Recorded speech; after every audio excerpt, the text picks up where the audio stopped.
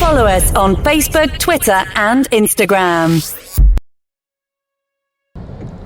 All right, good morning, everyone. We are waiting for the post notifications to go out. Today is the day that the Lord has made. Let us rejoice and be glad in it. Oh, yeah, today is Thursday, August 20th, 2020, and I can't believe it.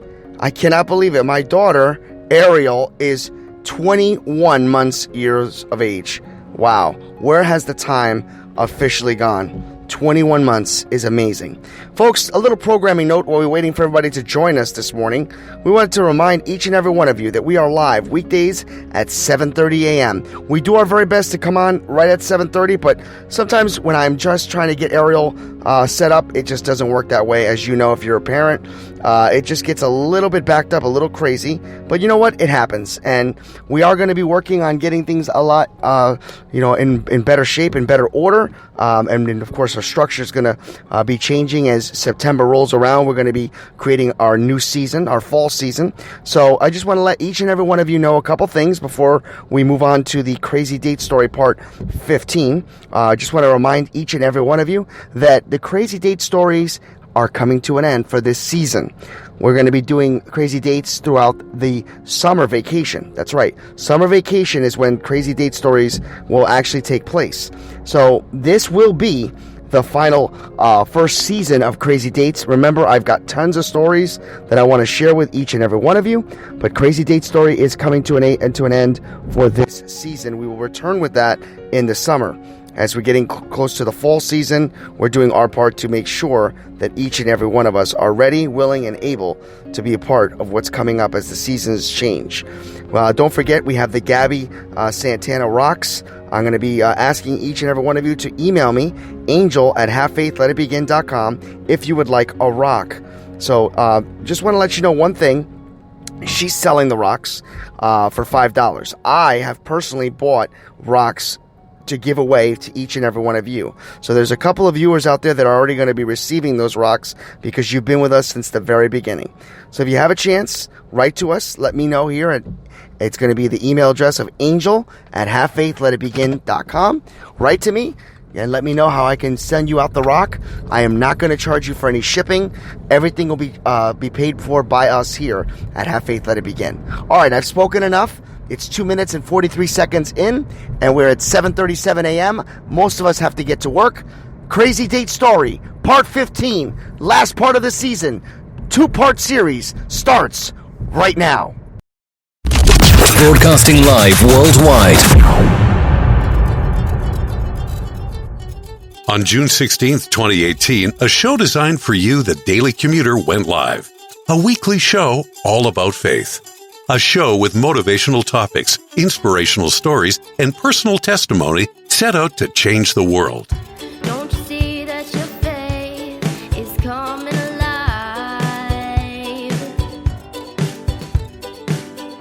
Don't you see that it's tested every time? He's the one that makes your life divine. He's the one that makes you feel fine. Your faith's being tested. Hi, I am Mia. You're listening to Have Faith, Let It Begin. Hello, my name is Amari, and today we are back on another episode of Have Faith and Let's Begin. Hi, my name is Isabella, and you're listening to Have Faith, Let It Begin. Hey, this is Freddie, and you're listening to Have Faith, Let It Begin. Hi, my name is Angela, and you're listening to Have Faith, Let It Begin. Welcome to Have Faith. Let it begin. Here's your host, Angel Santana. Follow us on Facebook, Twitter, and Instagram. Hello, everyone, and welcome to this live edition of Have Faith, Let It Begin, Crazy Date Story Part 15. Reminder to each and every one of you, the Crazy Date Stories are only a summer series. So we are concluding our summer series as we get into the fall. We are concluding it today and next Thursday. So I saved a good cliffhanger for all of us to start right now. Part 1 of a Part 15 Crazy Date Story starts now. So after a lot of dates have gone by and everything has been going on, I decided to do something a little different. I stopped taking referrals from friends. I stopped going out to clubs. I stopped looking for the girl of my dreams. I decided there's probably no better way to do it than the way I was looking at things on the commercials. I saw Match.com. I said, wow, this has got to be it. I mean, think about it. I just got to pay for the service, make a profile, put a picture up, and what better way? They can already see what I look like. They can hear about my story and what I have to offer. And then next thing you know, they're going to ask me for a date. Yep, Match.com is where I went. So I went on there, created a profile, a bio, got everything set up. And for those of you that don't know, again, I'm speaking, just for the record, of Match.com back in 2004 and 5 and 6. So this has probably changed since then. But back then, you would actually make your bio. Then you could take a look at other pictures and people that are looking for their next match. And if you're interested, you can send a wink. And if you've paid for the subscription, you can chat with them live. Well, there was a loophole back then. You can actually send them a wink, and you can actually not pay for the full subscription. I'm sorry, I'm being honest. And go to the instant messenger on AOL and actually talk to them that way, so that you didn't have to pay extra. Yeah, the loophole did exist. So I put my name up there, and every day I would come home and I'd get a couple winks, and I'd of course send thousands of winks to everybody. But one particular day I got home, and there was an individual that was interested, young lady, was interested in getting to know me. I saw her picture. I thought she was a very pretty young lady. We started to chat on AIM, otherwise known as AOL Instant Messenger. When we had a good conversation, there was no phone numbers exchanged. We spoke for a little while on the Instant Messenger. We did it nightly when I got home from work, and then we would eventually work our way up to an actual phone call. I gave her my number. I told her that if she felt comfortable, she can block her number and just call me. So she did, and we spoke. The conversation went very well. Everything was going really well. And then about a month after the constant talking, we decided to meet up for the first time. And she wanted to meet in a public place. So we met at a mall. So as I went to the mall, I purposely got there a little early, and I figured maybe I can get a chance to, get there early, make sure that everything's all set up. When I'm sitting there, all of a sudden I see a girl approaching, but she did not look like the picture that was presented on the Match. Now, when I say that, it wasn't that I was disappointed. I just knew that it wasn't the same girl. When she came up to me and said hello, the voice was also different. So I knew that I wasn't speaking directly with the young lady that I was speaking to on the phone, but she clearly knew who I was. So when we started to talk, I said, "Hi, my name is Angel." And her name was Natalie. Natalie said, "Listen, I wanted to let you know that I am not the person that you've been speaking with." I said, "I kind of figured you don't sound the same, and you surely don't look like the picture on the Match." She goes, "Yes." She goes, "I want you to know that the girl is not coming." And I said, "Okay, all right, why?" She goes, "Well, she just decided that she wasn't interested, but I want you to know that the whole time you guys were talking, I was always around, and I got to liking you. And I thought there was no need for her to stand you up." She says, "So I came in her place." I says, "Oh, okay. This is kind of awkward. I don't know really much about you." She goes, "Well, that's what's going to be fun about today."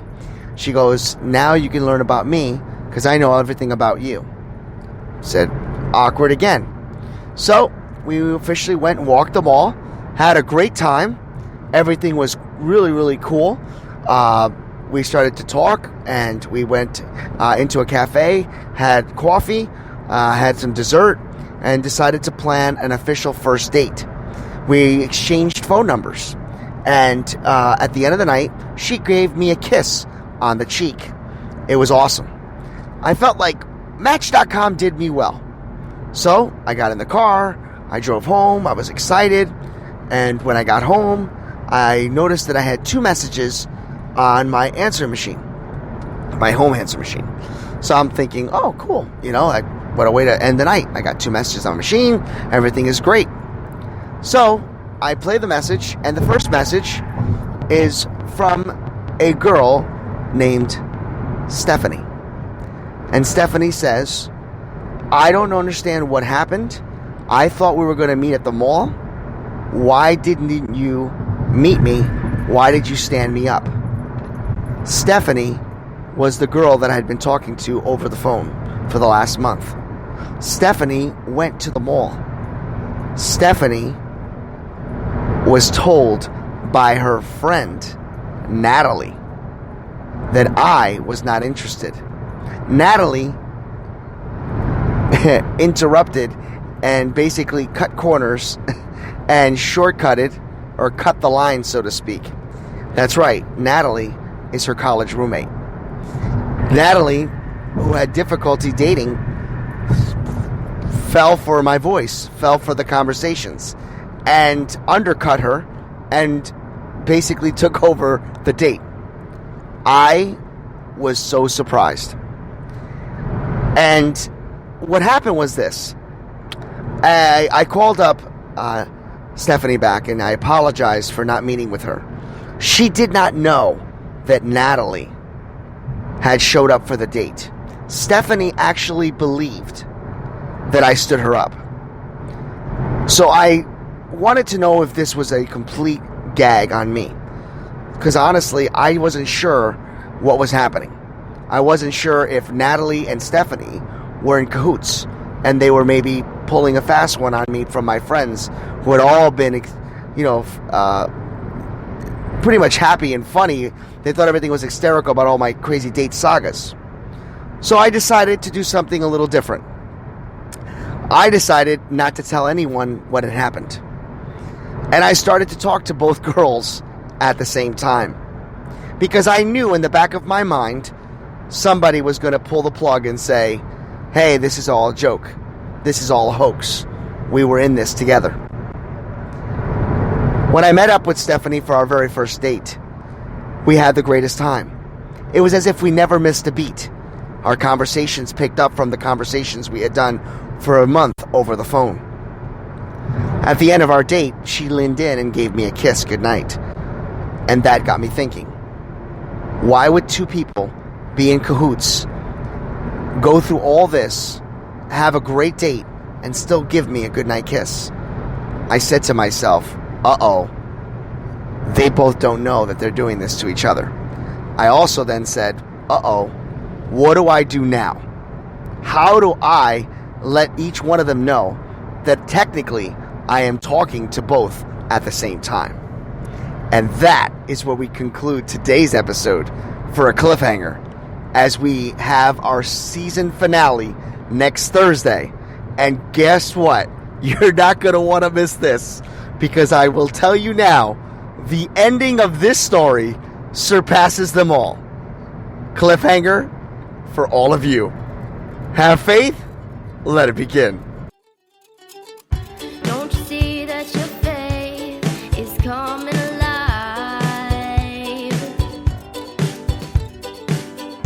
Don't you see that it's tested every time? He's the one that makes your life divine. He's the one that makes you feel fine. Your faith